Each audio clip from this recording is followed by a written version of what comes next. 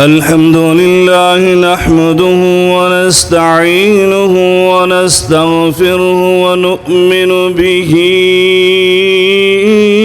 ونتوكل عليه ونعوذ بالله من شرور أنفسنا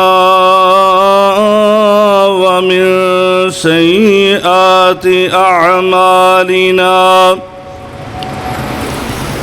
من يهده الله فلا مضل له ومن يضلله فلا هادي له وأشهد أن لا إله إلا الله وحده لا شريك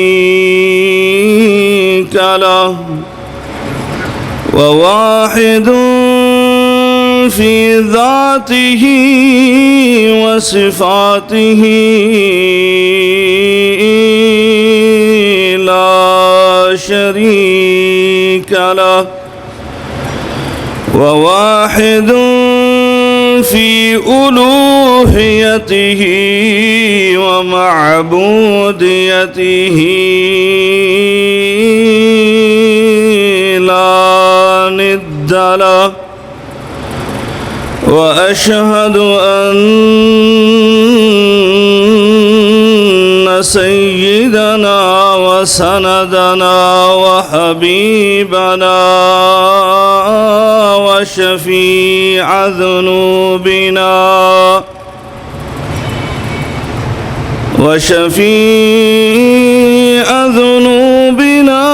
محمد صلى الله عليه وعلى آله وسلم إن الله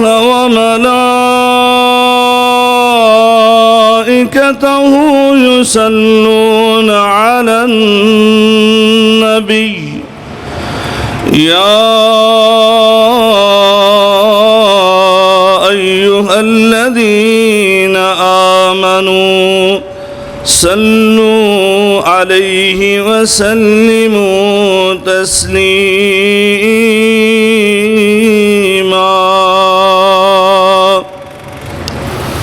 اللهم صل على محمد وعلى آل محمد كما صليت على إبراهيم وعلى آل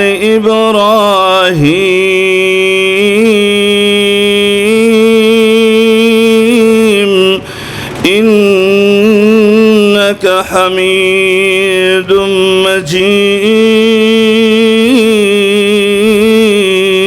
مجيد اللهم بارك على محمد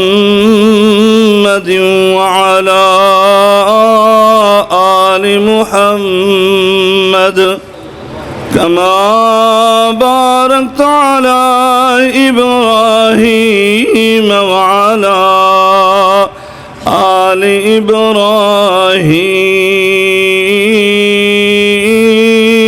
إبراهيم إنك حميد مجيد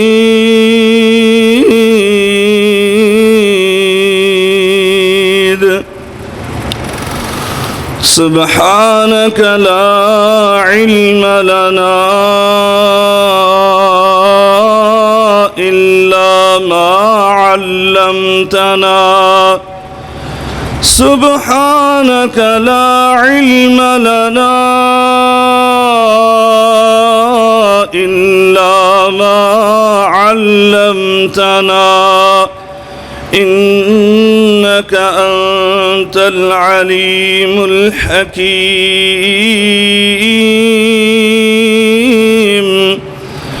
رب اشرح لي صدري ويسر لي أمري واحلل عقدة من لساني يفقهوا قولي أما بعد فإن خير الحديث كتاب الله وخير الهدي هدي محمد صلى الله عليه وعلى آله وسلم وشر الأمور محدثاتها وكل محدثة بدعة وكل بدعة ضلالة وكل ضلالة في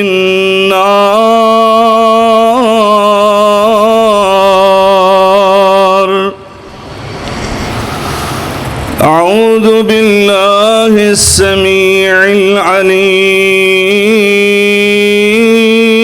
العليم من الشيطان الرجيم بسم الله الرحمن الرحيم يا أيها الذين آمنوا كتب عليكم الصيام يا أيها الذين آمنوا كتب عليكم الصيام كما كتب على الذين من قبلكم لعلكم تتقون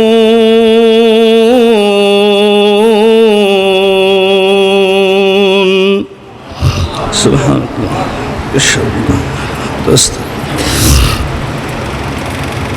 بزرگان من، برادران ملت، قابل صد احترام میری ماں اور بہنوں، ہر قسم کی حمد و ثنا، بزرگی، برتری، بڑائی، کبریائی اللہ رب العالمین کی ذات بابرکات کے لیے انگنت لا تعداد بے شمار درود و سلام سید الاولین والآخرین، امام المتقین، شفیع المذنبین، میرے اور آپ کے ہادی و رہنما جناب محمد الرسول اللہ صلی اللہ علیہ وعلا آلہ وسلم کی ذات اثر پر ہوں۔ دوستوں اور بھائیوں، رمضان المبارک کا مقدس اور بابرکت مہینہ ہم پر سایہ فگن ہے۔ یہ وہ ماہ مبارک ہے کہ جس کے آنے پر میرے اور آپ کے آقا علیہ الصلاۃ والسلام اپنے صحابہ اور اپنی امت کو بشارتیں دیا کرتے تھے، اتاکم شہر رمضان اور رمضان مبارک، کہ تمہارے پاس رمضان کا مہینہ آ چکا ہے۔ اور زبان نبوت سے آپ فرمایا کرتے، شہر مبارک، یہ بابرکت مہینہ ہے، فیض و برکات سے لبریز مہینہ ہے۔ اس ماہ مبارک میں اللہ رب العالمین نے ایک عظیم عبادت اپنے بندوں پر فرض کی ہے، جس کے بارے میں میرے آقا علیہ الصلوۃ والسلام نے اسی حدیث میں بشارت سنانے کے بعد یہ آپ نے ارشاد فرمایا تھا فرض اللہ عز وجل علیکم صیامہ، کہ اللہ رب العالمین نے اس ماہ مبارک میں تم پر اس کے روزے فرض کر دیے ہیں۔ اور اللہ تبارک و تعالی خود قرآن مجید فرقان حمید میں یہ ارشاد فرما رہا ہے، اے ایمان والو ہم نے تم پر روزے فرض کر دیے۔ دوستو اور بھائیو، اس ماہ مبارک میں یہ عظیم عبادت جو اللہ رب العالمین نے فرض کی ہے، اس کی فضیلت، اس کی بزرگی، اس کا شرف، اس کا مقام، اس کی عظمت، اس کی بلندی، اس کی رفعت، اس کے نسبت سے حدیث قدسی سنیے۔ میرے آقا علیہ الصلوۃ والسلام نے ارشاد فرمایا کہ اللہ رب العالمین فرماتا ہے کل عمل ابن آدم له الا الصیام فإنه لی وأنا اجزی به۔ ابن آدم جو بھی عمل کرتا ہے، کل عمل ابن آدم له، ابن آدم کا ہر عمل یعنی نیکی کا عمل، خیر اور بھلائی کا عمل، وہ اس کی اپنی ذات کے لیے ہے۔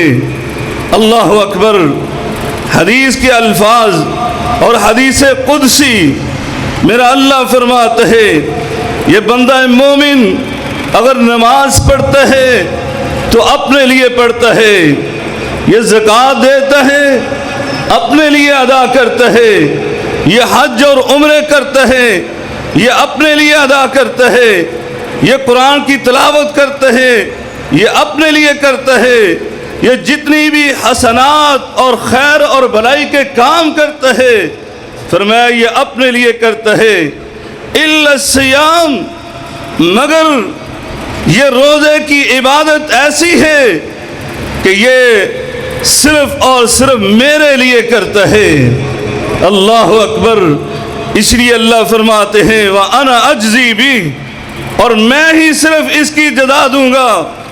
غور کیجئے، حالانکہ نماز کی جزا دینے والا وہ بھی اللہ ہے، زکوٰۃ صدقات و خیرات کی جزا دینے والا وہ بھی اللہ ہے، حج اور عمرے کی اجر و ثواب ادا کرنے والا وہ بھی اللہ ہے، قرآن کی تلاوت کا اجر و ثواب عطا کرنے والا وہ بھی اللہ ہے، لیکن اس روزے کو اپنی طرف مخصوص کیا۔ اور دوسری روایت کے الفاظ یہ ہیں کہ ابن آدم کے ہر عمل کو میں بڑھا دیتا ہوں، الحسنۃ بعشر امثالها، میں ہر نیکی کو 10 نیکیاں بنا کر اس کو اجر و ثواب عطا کرتا ہوں، الی 700 ضعف، بلکہ میں اس کے اخلاص کو دیکھتا ہوں، میں اس کے شوق اور جذبے کو دیکھتا ہوں، میں اس کی رغبت کو دیکھتا ہوں۔ اگر وہ پرخلوص ہو کر اللہ کی رضا اور اللہ کی خوشنودی کے لیے اور وہ پورے کا پورا اللہ کی طرف متوجہ ہو کر وہ عمل کرتا ہے، جتنا زیادہ وہ میری طرف متوجہ ہوتا ہے میں اتنا ہی زیادہ اجر و ثواب عطا کرتا ہوں۔ لیکن کہا الا الصوم فإنه لی وأنا اجزی بہ، لیکن یہ روزہ ہے میں اس کی جزا صرف اور صرف روزے دار کو عطا کروں گا۔ اور وہ جزا، اللہ اکبر، حدیث کے الفاظ میں میرے آقا علیہ الصلوۃ والسلام نے جب صحابی رسول نے پوچھا، سیدنا ابو امامہ البہلی رضی اللہ تعالی عنہ میرے آقا کی خدمت میں حاضر ہوئے کہ اللہ کے رسول دلنی علی عمل ینفعنی اللہ بہ، اے اللہ کے رسول مجھے ایسا عمل بتلائیے، مجھے ایسا کار خیر بتلائیے کہ میں اس کار خیر کو کروں اور میرا مولا مجھے اس عمل کے ساتھ نفع عطا کرے۔ میرے آقا علیہ الصلوۃ والسلام نے فرمایا علیک بالصوم، علیک بالصوم فإنہ لا مثل لہ، تمہیں روزے رکھنے چاہیے، میں اس کے برابر کوئی عمل نہیں دیکھتا، لا مثل لہ، اس کی مثال، اس کی نظیر، اس کی عظمت، اس کی بلندی، اس کی رفعت کا کوئی بھی عمل مقابلہ نہیں کر سکتا۔ اللہ اکبر۔ اسی لیے میرے آقا علیہ السلام نے فرمایا تھا للصائم فرحتان، اس روزے دار کے لیے دو خوشیاں ہیں، دو خوشیاں، فرحت عند فطرہ، ایک خوشی تو اس دنیا میں اللہ اس کو عطا کرے گا، اور وہ اس کے افطاری کے ٹائم پر جب یہ روزانہ افطاری کے دسترخوان پر بیٹھتا ہے، اللہ اس کو خوشی و مسرت عطا کرتا ہے، روحانی اور قلبی سکون اور ایسی خوشی عطا کرتا ہے، ایسی مسرت نصیب ہوتی ہے کہ جس کو الفاظ بیان نہیں کر سکتے۔ ہر روزے دار اس خوشی کو محسوس کرتا ہے۔ یا پھر دوسرا مفہوم جو محدثین نے بیان کیا، عند فطرہ، یعنی یہ 29 یا 30 روزوں کو جب مکمل کر لیتا ہے تو اللہ رب العالمین اس کو خوشی کا دن نصیب فرماتا ہے عید الفطر کی شکل میں، اور اس دن اللہ اس کے سارے گناہوں کو معاف کر دیتا ہے۔ اللہ اکبر۔ اور دوسری خوشی میرے آقا علیہ السلام نے فرمایا فرحت عند لقاء ربہ، جب یہ اپنے رب سے ملاقات کرے گا کل قیامت کے دن حشر کے میدان میں، تو اللہ اپنے اس روزے دار بندے کو خوش کر دے گا۔ اللہ اکبر۔ دوستو اور بھائیوں، اس روزے کے بڑے فضائل ہیں، آپ سنتے رہتے ہیں اور مزید اس پورے ماہ مبارک میں سنیں گے۔ آج میں جس ٹاپک پر اور میں جس چیز کو بیان کرنا چاہتا ہوں وہ اس عظیم عبادت کا بنیادی مقصد ہے۔ اس روزے کے بہت سارے مقاصد ہیں، لیکن ان میں سے ایک مقصد جس کو میرا اللہ رب العالمین اس عبادت کو فرض کرنے والا، اس نے خود قرآن مجید فرقان حمید میں اس کو بیان کیا، اور کس انداز میں فرمایا یا ایھا الذین آمنوا کتب علیکم الصیام، یا ایھا الذین آمنوا کتب علیکم الصیام کما کتب علی الذین من قبلکم لعلکم تتقون۔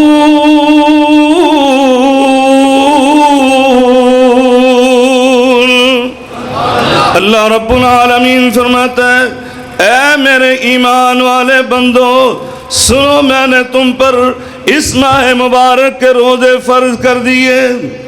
اللہ اکبر۔ اللہ رب العالمین اگلی آیات میں یہ بیان کرتا ہے، فرمایا یرید اللہ بکم اليسر، یرید اللہ بکم اليسر ولا یرید بکم العسر۔ اللہ رب العالمین نے یہ روزے جو تم پر فرض کیے ہیں، یہ تمہیں بھوک اور پیاس میں مبتلا کر کے کسی مشقت اور تکلیف میں مبتلا کرنے کے لیے نہیں کیے، بلکہ اللہ رب العالمین تو فرماتا ہے یہ روزے ہم نے فرض کیے تو کس لیے، یرید اللہ بکم اليسر، اللہ تمہارے ساتھ اس روزے کی برکت سے آسانی کرنا چاہتا ہے، ولا یرید بکم العسر، وہ 70 ماؤں سے زیادہ شفیق اور رحیم رب تمہارا تمہیں کسی بھی مشکل اور تکلیف میں مبتلا نہیں کرنا چاہتا۔ اللہ رب العالمین فرماتا ہے ہم نے یہ روزے تم پر فرض کر دیے ایاما معدودات، یہ چند گنتی کے دن ہیں، 29 یا 30 روزے 29 یا 30 دن ہے۔ فرمایا فمن کان منکم مریضا او علی سفر فعدۃ من ایام اخر۔ وہ اللہ تم پر کیسی آسانیاں فرماتا ہے، وہ روزہ جس کی مثل کوئی عبادت نہیں ہو سکتی، وہ روزہ جس کی مثل کوئی کار خیر نہیں ہو سکتا، اللہ رب العالمین اس میں تمہارے لیے کیا آسانیاں فرماتا ہے۔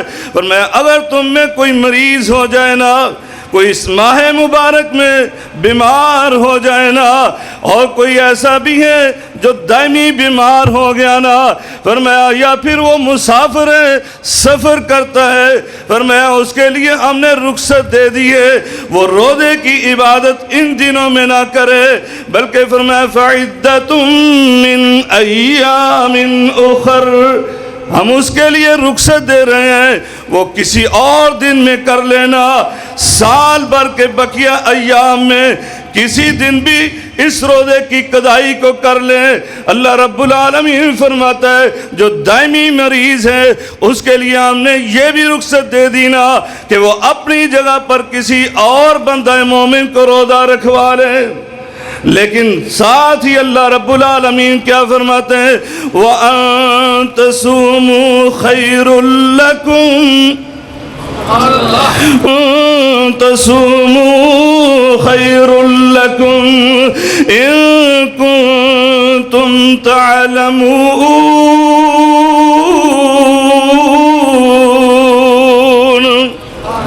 فرمایا اگر تم روزہ رکھو، آج تو ساتھی بہانے ڈھونڈتے ہیں، آتے ہیں پوچھتے ہیں شیخ صاحب، حضرت صاحب، مولانا صاحب میں بیمار ہوں، مجھے شوگر ہے، پیاس برداشت نہیں ہوتی، مجھے یہ مرض ہے، میں بھوک کو برداشت نہیں کر سکتا۔ یہ بندہ مومن ہو کر بہانے تلاش کر رہا ہے، یہ جان چھڑا رہا ہے۔ میرا رب کہتا ہے کہ میں نے تمہارے لیے آسانی کر دی، اگر ایسے مریض ہو روزہ نہیں رکھ سکتے، نہیں برداشت کر سکتے، اور دائمی مرض ہے کہ سال بھر کے دنوں میں تمہیں شفا حاصل ہونے والی نہیں ہے، تو تم فدیہ دے دو۔ لیکن ساتھ ہی اگلے الفاظ میں کہا وَأَن تَصُومُوا، اگر تم روزہ رکھو تو تمہارے لیے بہتر ہے۔ اللہ اکبر، کیوں تمہیں پتہ چل جائے نا یہ روزے کی فضیلت کا، اس کے اجر و ثواب کا، کہ میرا رب تمہیں کیا نعمتیں عطا کرے گا اس دنیا میں بھی اور آخرت میں بھی، پھر تم کبھی بھی روزے کو نہ چھوڑو، حتیٰ کہ تمہاری کیفیت یہ ہو جائے کہ بھوک اور پیاس سے بے ہوش ہونے لگو، لوگ تیرے پاس، تیرے گھر والے، تیرے عزیز و اقارب تیرے سرہانے پر پانی لے کر کھڑے ہوں، تم افطاری کر لو، اللہ نے تمہیں رخصت دی ہے، تم کبھی بھی اس پانی کا ایک قطرہ بھی اپنے حلق سے نہ نیچے جانے دو، کیونکہ تمہیں علم نہیں ہے اس لیے ایسے بہانے تلاش کر رہے ہو۔ فرمایا یہ عظیم عبادت جو تمہارے لیے آسانی کے لیے اللہ نے تم پر فرض کی تھی، اس کا بنیادی مقصد اللہ قرآن میں یہ بیان کرتا ہے لعلکم تتقون، تمہیں متقی بنانا ہے۔ اللہ اکبر، میں غور کر رہا تھا، اللہ رب العالمین نے ہمارا مقصد تخلیق قرآن مجید میں بیان کیا، وَمَا خَلَقْتُ الْجِنَّ وَالْإِنسَ إِلَّا لِيَعْبُدُونَ۔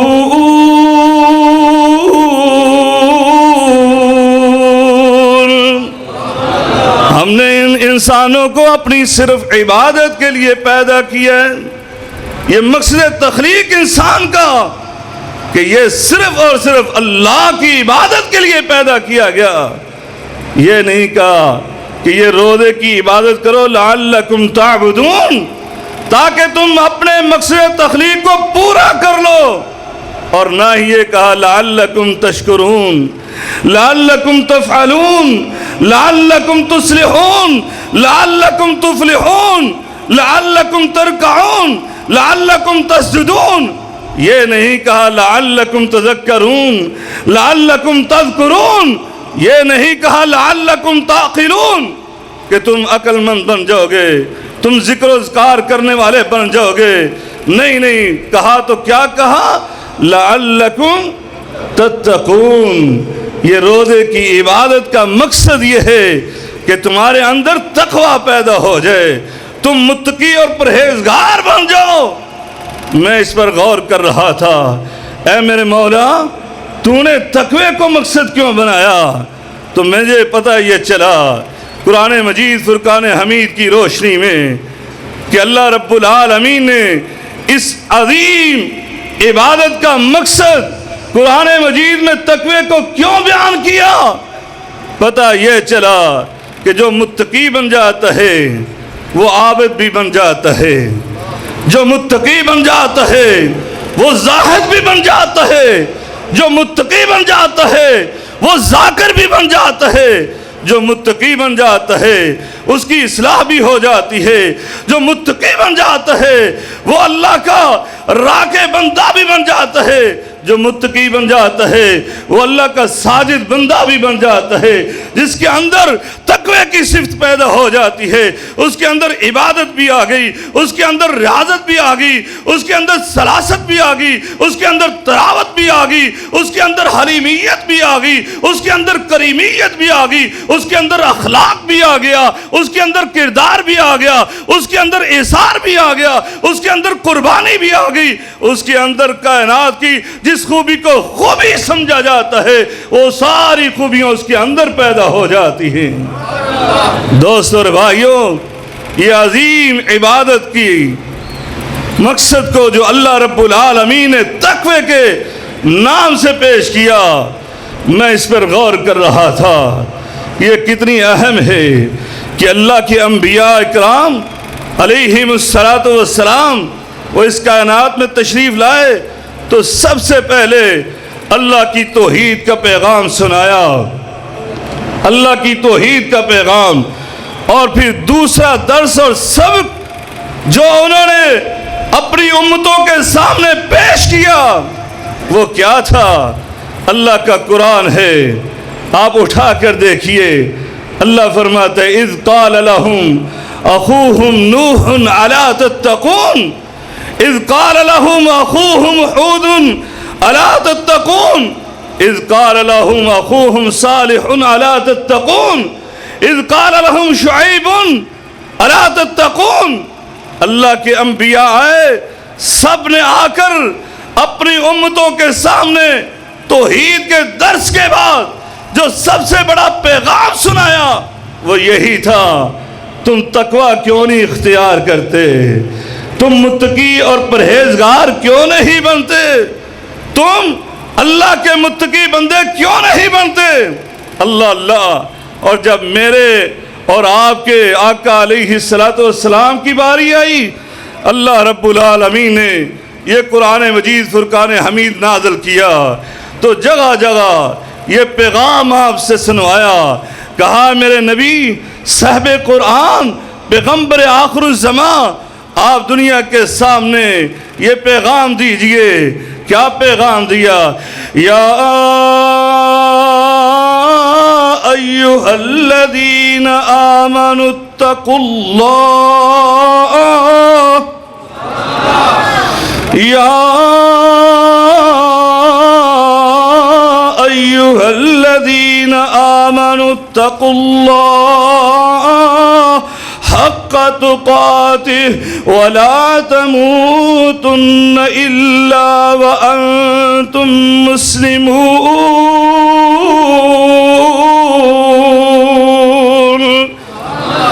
یا ایھا الذین آمنوا اتقوا اللہ وقولوا قولا سديدا يصلح لكم أعمالكم ويغفر لكم ذنوبكم ومن يطع الله ورسوله فقد فاز فوزا عظيما۔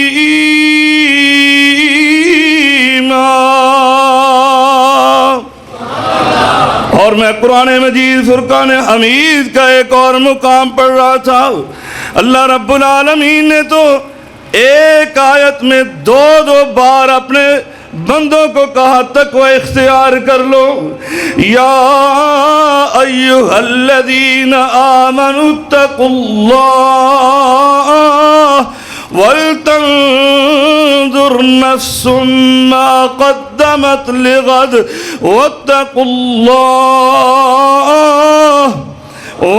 اللَّهَ إِنَّ اللَّهَ خَبِيرٌ بِمَا تَعْمَلُونَ۔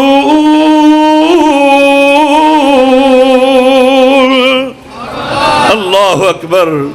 اللہ اپنے متقیوں کو اپنے نبی کریم رؤوف الرحیم کے ذریعے یہ پیغام دے رہا ہے، اے میرے مومن بندو، اپنی زندگی میں تقوی اختیار کر لو، اپنی زندگی کو تقوی و پرہیزگاری والی بنا لو۔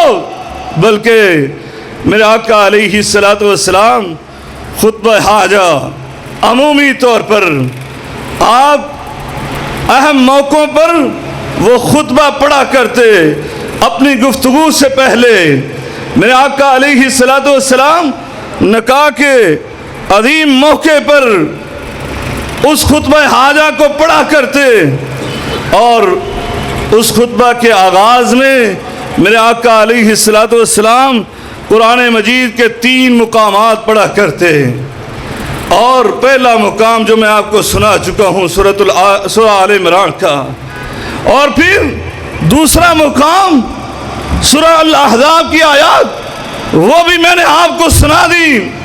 ان دونوں آیات میں اللہ رب العالمین اپنے مومن بندوں کو مخاطب کرتا ہے، اور ایک اور مقام میرے آقا پڑھا کرتے سورہ النساء کی پہلی آیت میرے آقا وہ تلاوت کیا کرتے، اور اس میں صرف مومن بندوں کو نہیں، صرف روزے دار بندوں کو نہیں، صرف اسلام اور ایمان والے بندوں کو نہیں، بلکہ میرا اللہ رب العالمین اپنے نبی کریم رؤوف الرحیم کے ذریعے پوری انسانیت کو یہ خطاب کرتا ہے۔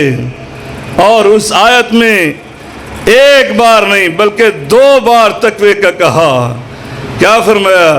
یا ایھا الناس، یا ایھا الناس اتقوا ربکم الذی خلقکم من نفس واحدہ وخلق منها زوجها وبث منهما رجالا كثيرا ونساء واتقوا الله الذي تساءلون به والأرحام إن الله كان عليكم رقيبا۔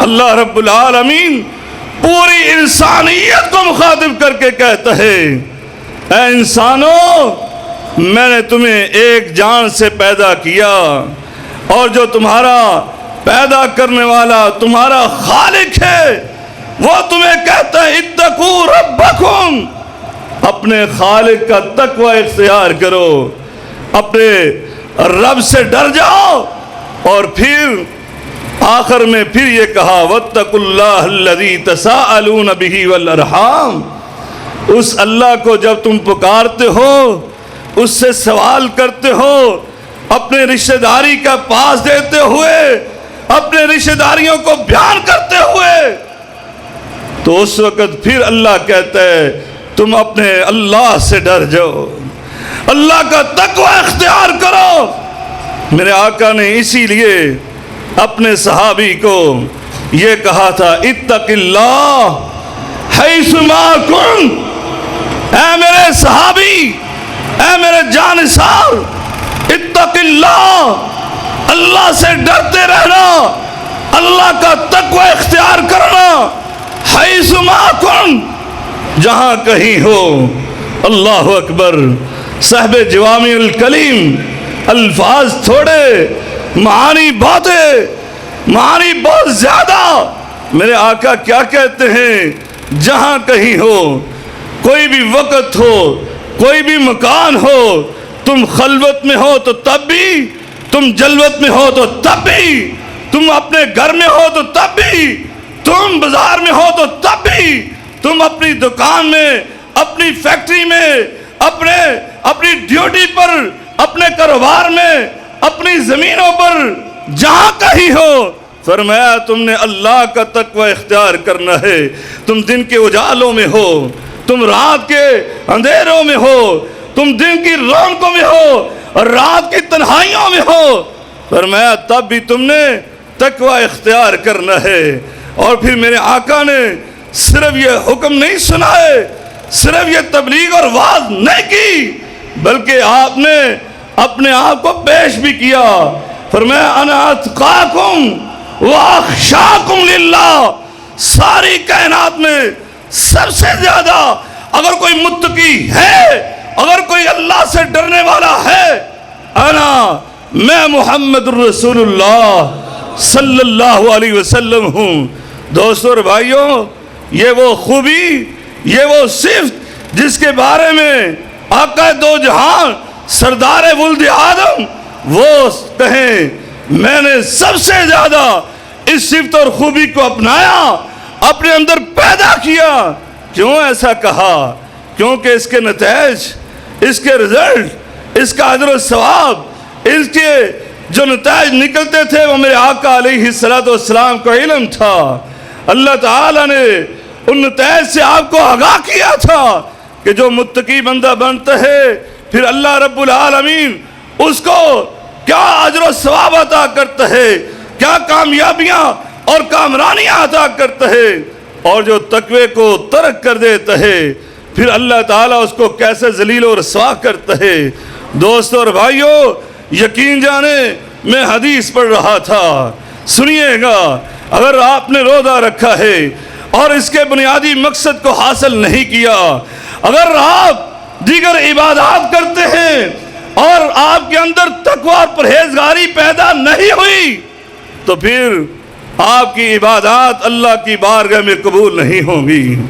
آپ کے بھوکے پیاسے رہنے کا کوئی فائدہ نہیں ہے۔ اسی لیے میرے آقا نے کہا تھا کہ جو بندہ روزہ رکھتا ہے لیکن جھوٹی بات کو نہیں چھوڑتا، وہ اللہ سے نہیں ڈرتا، تقوی اختیار کرتے ہوئے وہ غیبت اور چغلی سے نہیں بچتا، تو میرے آقا نے کیا کہا تھا؟ من لم یدع قول الزور والعمل به فلیس للہ حاجہ ان یدع طعامہ وشرابہ۔ کہا جو بندہ روزہ رکھنے کے بعد اگر اپنی زبان کو کنٹرول نہیں کرتا، اگر وہ اپنے کردار کی حفاظت نہیں کرتا، وہ اپنے اعمال کی نگہبانی نہیں کرتا، اس کا عام دن اور روزے کا دن وہ ایک جیسا ہی رہتا ہے، تو میرے آقا علیہ السلام نے فرمایا تھا فَلَيْسَ لِلَّهِ حَاجَةٌ أَن يَدَعَ طَعَامَهُ وَشَرَابَهُ۔ اس بندے کے بھوکے اور پیاسے رہنے سے اللہ کو کوئی سروکار نہیں ہے۔ یہ صبح سے لے کر شام تک یہ بھوکا پیاسا رہا، یقین جانے اس کی بھوک اور پیاس جس کی فضیلت یہ تھی کہ جب شام کے وقت اس کا معدہ خالی ہو جاتا ہے، بھوک کی وجہ سے اس معدے میں ایک عجیب طرح کی سمیل پیدا ہوتی ہے اور وہ سمیل اس کے منہ سے باہر آتی ہے، دنیا والوں کو بہت بری محسوس ہوتی ہے، لیکن میرے آقا علیہ السلام نے فرمایا میرے رب کو وہ سمیل، وہ جو خوشبو ہے، میرے آقا علیہ السلام فرماتے میرے رب کو تمہاری دنیا کی کستوری سے بھی زیادہ اچھی لگتی ہے۔ اللہ اکبر۔ یہ روزے دار اگر اپنے روزے کی حقیقت کو جان لے لیکن نہیں کرتا تو پھر اس کی عبادات ضائع ہے۔ میں اپنی طرف سے نہیں کہتا بلکہ حدیث پڑھ رہا تھا، میرے آقا علیہ السلام ایک دن اپنے صحابہ کے جرمٹ میں تشریف فرما تھے. صحابہ میرے آقا علیہ السلام کے پاس بیٹھ کر آپ کے سامنے ایک بندے کی تعریفیں کر رہے تھے. اللہ اکبر. اور تعریفیں کیا ہو رہی تھیں؟ اے اللہ کے رسول، فلاں آدمی ہے، بڑا نمازی ہے، کیا اس کی نماز کا حسن ہے، کیا اس کی عبادت کا حسن ہے. اللہ کے رسول، وہ یہ عمل بھی کرتے ہیں، وہ عمل بھی کرتے ہیں، حسنات گنوائی جا رہی ہیں. آج ہماری محفل، آج ہماری مجلس وہ کیسی ہوتی ہے؟ کوئی مجلس، شاید کوئی مجلس ایسی ہو جس میں ہم کسی ایک اپنے بھائی کو پکڑ کر اس کی عزت کا نہ اچھالیں، اس وقت تک ہمیں سکون ہی نصیب نہیں ہوتا. دوستو اور بھائیو، یقین جانے یہ ایسا جرم عظیم ہے، ایسا جرم عظیم کہ اپنی زبان کی چند لمحات کی لذت اس کو پورا کرنے کے لیے آپ اپنی تہجد کو ضائع کر رہے ہیں. آپ اپنی نمازوں کو، اپنے صدقات و خیرات کو، اپنے حج اور عمرے کو برباد کر رہے ہیں. میں ایسے ہی نہیں کہہ رہا، حدیث میں آیا، میرے آقا نے فرمایا جب اللہ رب العالمین اپنا میزان ترازو لگا لے گا، اس وقت ایک بندہ آئے گا، اللہ اللہ، اور کیسی نیکیاں لے کر آئے گا؟ سجلات، دفاتر بھرے ہوئے. دفاتر کرامن کاتبین نے اس کے نیک اعمال کو لکھ لکھ کر دفتر بھر دیے. لیکن یہ ایسا بد نصیب ہے کہ جب اس کی نیکیاں ترازو میں ڈالنے لگیں گے تو ادھر سے یہ بندہ آتا ہے، اے اللہ اس سے پوچھ اس نے میرے ساتھ یہ ظلم کیوں کیا تھا. ادھر سے یہ بندہ آتا ہے، یہ کہتا ہے اے اللہ اس سے پوچھ میں نے تو کبھی اس کے بارے میں کوئی بات نہ کی تھی، اس نے میری عزت کو کیوں اچھالا تھا. اے اللہ ادھر سے اور بندہ آتا ہے، وہ کہتا ہے اس سے پوچھ اس نے میرے بارے میں یہ کیوں بات کہی. حقدار آ گئے. میرے آقا نے فرمایا، اختصار کرتے ہوئے میں کہتا ہوں، میرے آقا نے فرمایا حقداروں کو اس کی نیکیاں جو انبار لگے ہوئے، جو دفاتر پھیلے ہوئے تحت نگاہ، کہا اس میں سے نیکیاں نکال کر ان حقداروں کو دی جانے لگیں. ایک ایک کر کے ساری نیکیاں ختم ہو گئیں. کہا ابھی حقدار کھڑے تھے. دوستو کبھی غور کیا ہے ہم نے اپنے معاملات کو؟ بسا اوقات ہم سمجھتے ہم نے تو کسی کے ساتھ کوئی ظلم و زیادتی نہیں کی. آپ اپنے گھر میں بیٹھ کر، اپنی دکان پہ بیٹھ کر، اپنے دوستوں کی مجلس میں بیٹھ کر بسا اوقات ایسے ظلم کر جاتے ہیں، ایسی باتیں کر جاتے ہیں کہ جس کی وجہ سے آپ کی وہ نیکیاں جو آپ نے بڑی محنت اور مشقت سے کی تھی، اپنے قیمتی وقت کو نکال کر کی تھی، آپ نے بھوک اور پیاس کو برداشت کر کے روزہ رکھا تھا، لیکن آپ نے اتنی آسانی سے یہ نیکی اپنے کھاتے سے نکال کر اس کے کھاتے میں ڈال دی. دوستو کہا حقدار کھڑے ہیں ادھر، حقدار. اب میرے آقا علیہ السلام نے فرمایا جب فرشتے کہیں گے یا اللہ اب کیا کریں؟ کہا اب یہ ہو سکتا ہے کہ ان کے گناہوں کو اس بندے کے دفتر میں لکھنا شروع کر دو، اس کے کندھوں پر ڈال دو ان کے گناہوں کا بوجھ، اور یہ ان کے گناہوں کا بوجھ لے کر جہنم کا ایندھن بن جائے گا. اللہم لا تجعلنا منہم.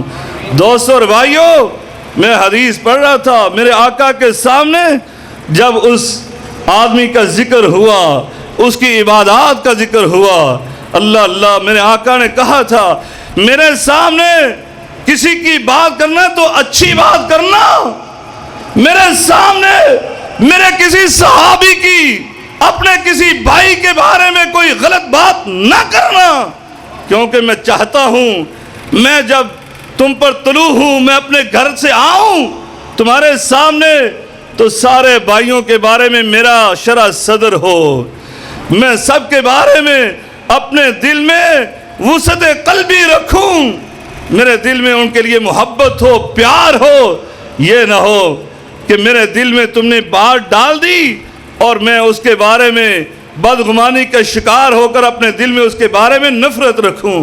ایسے نہ کرنا۔ اس لیے صحابہ تو تعریفیں کر رہے تھے، اتنے میرے آقا علیہ السلام نے جب اتنی تعریفیں سنی، میرے آقا خود حیران تھے کہ وہ ایسا بندہ کون ہے، میرا امتی، میرا صحابی، میرا ساتھی، جس کی عبادت کے بارے میں، جس کی ریاضت کے بارے میں، جس کی محنت کے بارے میں میں نہیں جانتا اور میرے صحابہ بیان کر رہے ہیں۔ اسی اثناء میں وہ بندہ مسجد میں داخل ہوا۔ صحابہ نے کہا ہاذا ہوا، اللہ کے رسول ہاذا ہوا، یہ وہ بندہ ہے جس کی خوبیاں ہم بیان کر رہے تھے۔ میرے آقا علیہ السلام نے جب اس کے چہرے کی طرف دیکھا تو آپ کے چہرے کا رنگ متغیر ہو گیا۔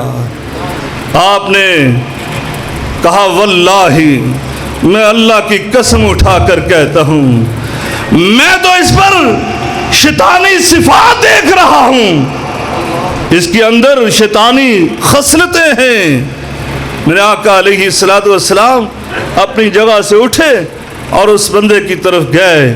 دوسری روایت میں آتے میرے آقا نے اس بندے کو بلایا اور جب وہ پاس پہنچا میرے آقا نے کہا میں تجھے اللہ کی قسم دے کر کہتا ہوں، اسألک باللہ، میں تجھے قسم دے کر یہ سوال پوچھنے لگا ہوں، جب تو مسجد میں داخل ہو رہا تھا کیا تیرے دل میں یہ خیال نہیں تھا کہ تو مسجد میں جا رہا ہے انت خیر من ہم فی، کہ تو ان سب سے بہتر اور افضل ہے؟ تو یہ سوچ کر نہیں آیا کہ مسجد کے اندر جتنے بھی لوگ ہوں گے میں سب سے اعلیٰ ہوں، میں سب سے بہتر ہوں؟ یہ سوچ رہا تھا؟ وہ بندہ کہتا ہے جی ہاں، میں یہی سوچ رہا تھا کہ میں مسجد میں جا رہا ہوں اور میں سب سے اعلیٰ اور افضل ہوں۔ دوستو اور بھائیو سنیے گا غور سے، صرف اتنی بات اس نے سوچی کہ مسجد میں جتنے لوگ ہیں میں سب سے اعلیٰ، میں سب سے بہتر انسان ہوں۔ میرے آقا علیہ السلام نے پہلے ہی اس کو کہہ دیا تھا یہ شیطانی خصلتوں والا ہے، کیونکہ اس نے بھی کیا کہا تھا ہمارے بابا آدم کے سامنے، جب اللہ نے کہا تھا سجدہ کرو تو اس نے بھی یہی کہا تھا انا خیر منہ، میں اس سے بہتر، تو مجھے کہتے ہیں میں اس کو سجدہ کروں؟ اللہ اللہ، آج اس بندے نے بھی یہ بات کہی نا، میرے آقا علیہ السلام بیٹھ گئے، یا آپ جیسے تشریف فرما تھے آپ خاموش ہو گئے۔ وہ بندہ گیا مسجد کے کونے میں جا کر کیا کرنے لگا؟ اس نے نماز شروع کر دی، نماز پڑھنے لگا۔ دوستو اور بھائیو میرے آقا علیہ السلام نے فرمایا من یقتل ھذا، تم میں سے کون ہے جو اس بندے کو قتل کر دے؟ مدینہ الرسول اور مسجد نبوی، کہا کہ اس کے اندر کون ہے جو اس مسجد کے اندر اس کو قتل کر دے؟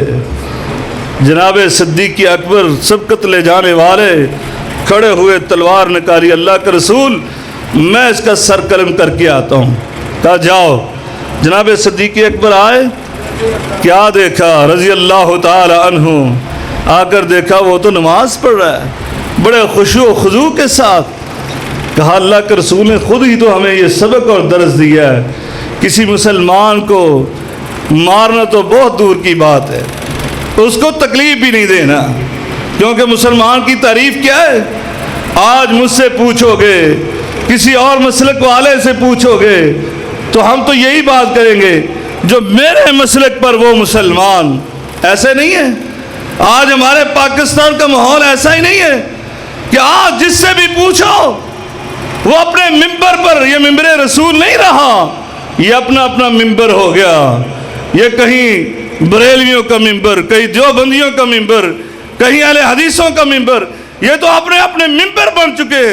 اس لیے جب پوچھتے ہو مسلمان کون ہے، تو وہ کہتا ہے میرے مسلک والا. لیکن میرے آقا سے پوچھا تھا مسلمان کون ہے؟ میرے آقا نے فرمایا المسلم. مسلمان کی تعریف سننا چاہتے ہو؟ سنو. المسلم من سلم المسلمون من لسانی و یدی. مسلمان تو وہ ہے کہ جس کی زبان سے اور جس کے ہاتھ سے دوسرا مسلمان محفوظ رہے. آج کئی اور معاملات اور تکلیف اپنے مسلمانوں کو. یہ گستاخ رسول ہیں جن کی گاڑیاں جلائی جا رہی ہیں، جن کے رکشوں کو آگ لگائی جا رہی ہے. یہ بیچارے، یہ کوئی گستاخ رسول ہے؟ یہ بھی تمہاری طرح کے محبان رسول، یہ بھی تمہاری طرح کے نبی کے امتی. ان کے ساتھ یہ ظلم و ستم، اور پورے علماء کا چہرہ مسخ ہو کر رہ جاتا ہے. لوگ کہتے ہیں یہ دین سکھاتا ہے. دوستو اور بھائیوں، یہ مسلمان، میرے آقا نے فرمایا مسلمان تو وہ ہے کہ جس کے ہاتھ سے دوسرا مسلمان محفوظ رہے، اس کی زبان سے بھی محفوظ رہے. دوستو اور بھائیوں، یہاں پر معاملات ہی کچھ اور ہیں. بہرحال میرے صدیق اکبر رضی اللہ تعالیٰ عنہ وہ کہتے میرے آقا نے تو یہ سکھلایا، اس لیے واپس آ گئے. میرے آقا نے کہا کیا کیا ابو بکر؟ کہ اللہ کے رسول وہ تو نماز پڑھ رہا تھا. پوری اپنی بات سنا دی، اپنے دل کی بات کہہ دی. میرے آقا نے یہ نہیں کہا کیوں نہیں کیا، کہا میں یقتل ھذا. پھر آپ نے کہا، جناب فاروق اعظم رضی اللہ تعالیٰ عنہ بڑے جوش سے اٹھے، کہا اللہ کے رسول میں کرتا ہوں. میرے آقا نے کہا جاؤ. آپ گئے تو وہ سجدے کی حالت میں تھا. وہاں جا کر تلوار اٹھائی اور فوراً دل میں خیال آ گیا تم سے بہتر ہے ابو بکر. اس نے اس کو کچھ نہیں کہا اور نبی نے بھی اس کو کچھ نہیں کہا. تو اس کو کیوں قتل کرنے لگا جو اللہ کے سامنے سجدہ ریز ہے؟ واپس آ گئے. آ کر اللہ کے رسول کے سامنے عرض کی، اللہ کے رسول وہ سجدے کی حالت میں تھا، میرا دل نہیں کیا کہ اللہ کے سامنے سجدہ کرنے والے کی گردن اڑا دوں. میرے آقا نے پھر کہا میں یقتل ھذا. کون ہے جو اس کو قتل کرے؟ سیدنا علی رضی اللہ تعالیٰ عنہ کھڑے ہوئے، کہ اللہ کے رسول میں کرتا ہوں. کہا ہاں تم جاؤ. آپ آئے تو وہ آدمی اپنی نماز پوری کر کے مسجد سے باہر نکل چکا تھا. علامہ البانی رحمہ اللہ تعالیٰ نے اس حدیث کو سلسلہ صحیحہ میں ذکر کیا ہے، کہیں آپ کو شک و شبہ نہ پڑ جائے کہ یہ میں کیا بات کر رہا ہوں. میرے آقا علیہ السلام کے پاس آئے واپس اور آ کر کہا اللہ کے رسول مسجد سے وہ جا چکا. مسجد سے باہر نکل کر میں نے دیکھا وہ مجھے نظر نہیں آیا. آسمان نے اٹھا لیا، زمین نکل گئی، مجھے وہ بندہ نظر نہیں آیا. میرے آقا علیہ السلام نے فرمایا کاش آج تم اس کو یہاں پر قتل کر دیتے. میری امت کے گروہ نہیں، بلکہ فرمایا میری امت کے جماعتیں نہیں، حزب نہیں، بلکہ فرمایا میری امت کے دو آدمی بھی کبھی آپس میں اختلاف نہ کرتے. یہ بندہ، یہ شرارت کا بیج بونے والا، یہ بندہ یہاں پر اختلاف انتشار کا بیج بونے والا ہے. اللہ اللہ. دوستو اور بھائیوں، لیکن جرم کیا تھا کہ وہ ساری عبادات کرنے کے باوجود تقوی پیدا نہیں ہوا. تو میرے آقا زبان نبوت سے قتل کے فتوے صادر کر رہے، حکم صادر کر رہے تھے.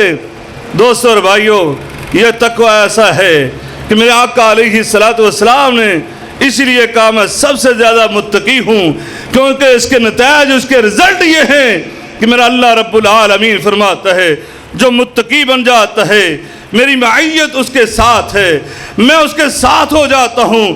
جو تقوی اختیار کرتا ہے میری نصرت اس کے ساتھ ہو جاتی ہے. قرآن مجید فرقان حمید میں اس پر آیات موجود ہیں. میں آپ کے لیے یہ آیات لکھ کر لایا تھا لیکن وقت نے ساتھ نہیں دیا. میرا اللہ فرماتا ہے جو متقی بن جاتا ہے میں اس کو اس کائنات میں بھی کامیاب اور کامران کر دیتا ہوں۔ آؤ میرے بھائیو، اگر مشکلات میں پھنسے ہوئے، مصائب کا شکار ہو، کرونا کے حالات کی وجہ سے مسائل میں گرفتار ہو چکے، آؤ اپنے اندر تقوی کی صفت پیدا کرو۔ میرا رب فرماتا ہے وَمَن يَتَّقِ اللَّهَ يَجْعَل لَّهُ مِنْ أَمْرِهِ يُسْرًا وَمَن يَتَّقِ اللَّهَ يَجْعَل لَّهُ مَخْرَجًا۔ اللہ رب العالمین فرماتا ہے میں اس کے سارے معاملات آسان کر دیتا ہوں، میں ہر مشکل سے، ہر مصیبت سے اس کو نکلنے کا راستہ بتلا دیتا ہوں۔ يَجْعَل لَّكُمْ فُرْقَانًا، میں اس کے دل میں نور بصیرت پیدا کر دیتا ہوں، وہ اپنی زندگی کے فیصلے اس نور بصیرت کی وجہ سے صراط مستقیم کے لیے وہ اپنے فیصلے کیا کرتا ہے۔ فرمایا جو متقی بن جاتا ہے اس کو دنیا میں بھی کامیابیاں عطا کرتا ہوں اور آخرت میں فرمایا ان للمتقین مفازا، ان المتقین فی ظلال و عیون، ان المتقین فی جنات و نہر، ان المتقین فی جنات النعیم۔ یہ متقی ہے، یہ پرہیزگار ہے جس کے بارے میں میرا رب یہ فیصلے فرماتا ہے میری رضا، میری خوشنودی اور سب سے بڑی کامیابی میری جنت ان کی منتظر ہے۔ اللہ رب العالمین سے دعا ہے کہ اللہ تعالی ہمیں صحیح معنوں میں روزے کا مقصد یہ تقوی حاصل کرنے کی توفیق عنایت فرمائے۔ وآخر دعوانا الحمدللہ رب العالمین۔